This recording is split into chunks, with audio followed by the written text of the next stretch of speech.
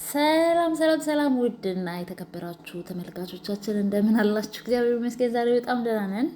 እንግዲህ ፈታ እያልን መተናል። ፍቅር ሩታና ሄርሚዬ፣ ቆንጆዋ ሄርሜላ እንዲሁም ቆንጆዋ ፍቅር እንዲሁም ሩታ እና እንግዲህ አብርሽ ሴቶቹን ደግሞ ቆንጆ ቆንጆ ሴቶች ለቅሞ በቃ ያወዛግበናል። አብርሽ ወደ መጀመሪያው ተመልሰዋል ዛሬ ፍቅርን ይዘው መጥቷል። ግን ፍቅርን የምትናገሩ ሰዎች ስርዓት አድርጉ።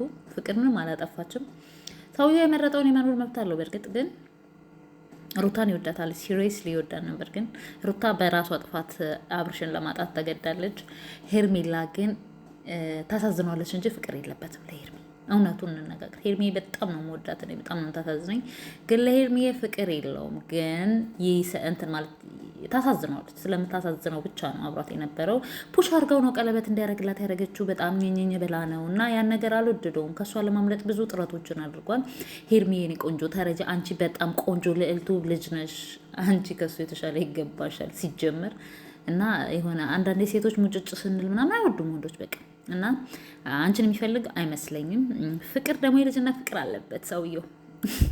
እመኑኝ አሁን ሩታና ሄርሜላ አርፎ ከተቀመጡ ለመቼውም አይለዩም። ፍቅርና አብርሽ አብረው ነው የሚቀጥሉት ማለት ነው። እና ሄርሜ የኔ ቆንጆ አንቺ ራሽን ይሆን ኑሪ። ፍቅርዬ ደግሞ እኔ ባትነኪ ደስ ይለኛል። ግን አሁን ፍቅርን የምትናገሩ ሰዎች ስርዓት አድርጉ። ምንም አላደረገችው። ፍቅር ሄደባት ተቀበለችው። ሌላ ምንም አላደረገችው። ምክንያቱም የመጀመሪያዋ ነው፣ ትወደዋለች እውነት ለመናገር ማለት ነው። በእሷም በኩል ብዙ የሚበላሽ ነገር አለ። አሁን ወደ አብርሽ ብትመጣ በእርግጥ አሁን ላይ የእውነት ፍቅረኛሞች ሊሆኑ ነው ምናምን ብዬ ሳይሆን በተለይ ሄርሜላን ለመገላገል ነው። ሩታ ታስመስላለች እንጂ ጀምራ ምንም ነው የማይመስላት።